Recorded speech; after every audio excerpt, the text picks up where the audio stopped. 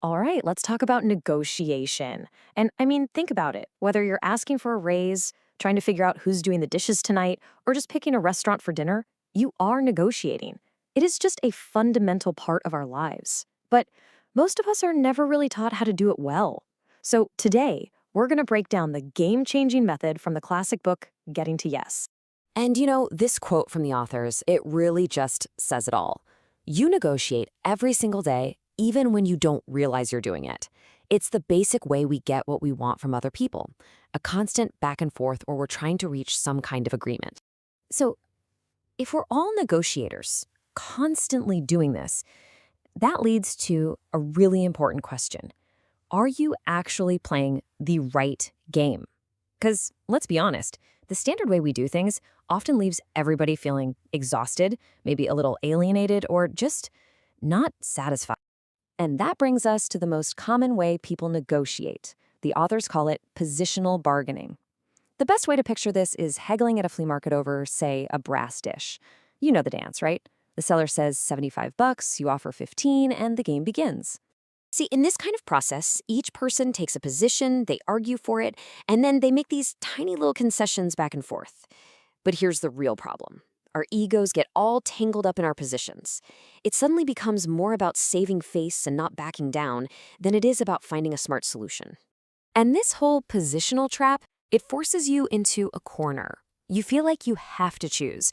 Either you play soft to keep the relationship friendly, but then you often walk away feeling like you got taken advantage of, or you play hard, treating the whole thing like a battle of wills, which can just torpedo the relationship and leave everyone exhausted. It's this constant feeling of having to choose between getting what you want and, getting along with people. At the end of the day, it's just a contest of will.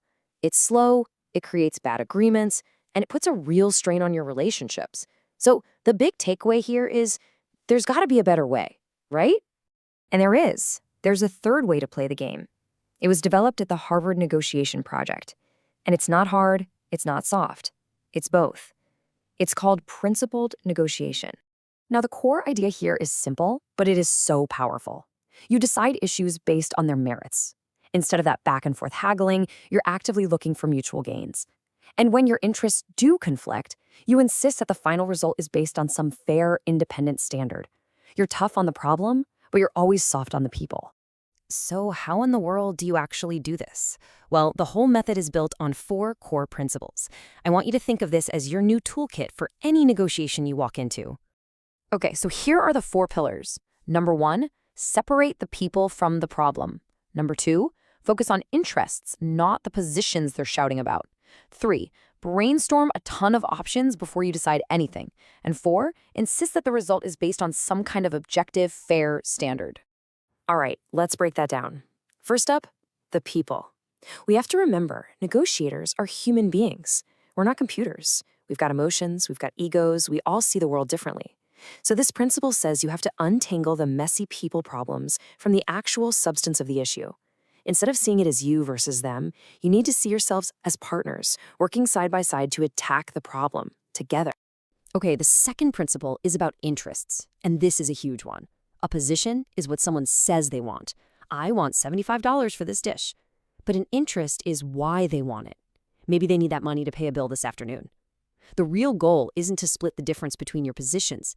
It's to find a solution that actually satisfies the underlying interests of everybody involved. And there's this classic story that just explains it perfectly. You've got 2 people in a library, arguing. They're stuck on their positions. One wants the window open, the other wants it closed. But then the librarian comes over and she asks about their interests.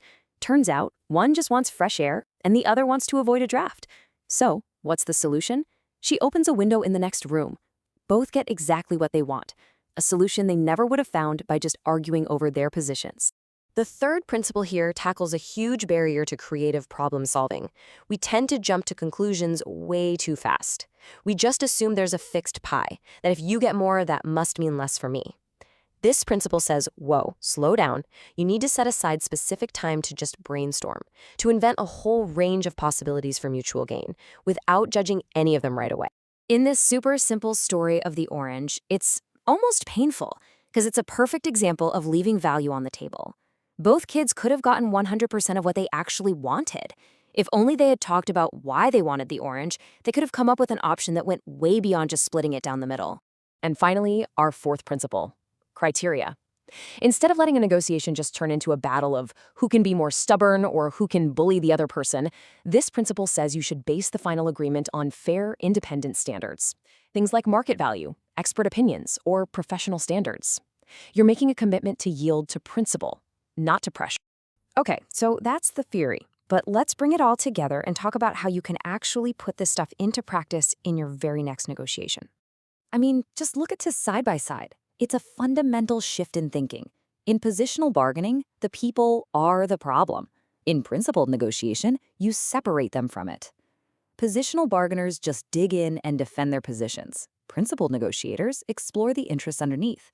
One side assumes a fixed pie, the other works to invent new options. One is all about pressure, the other is about insisting on fair criteria. Really, this whole thing just boils down to a complete mindset shift. It's about deciding you're going to attack the problem, not the people. It's about getting curious and always asking why to figure out what's really going on. It means your first goal should be to expand the pie before you even think about how to divide it. And finally, it's this deep commitment to being reasonable and principled, not just being stubborn. And so I want to leave you with this final thought. Just imagine reframing every single disagreement you have, whether it's big or small. What if it wasn't a battle you had to win or a fight you just had to get through? But what if it was just a shared problem that you could solve together?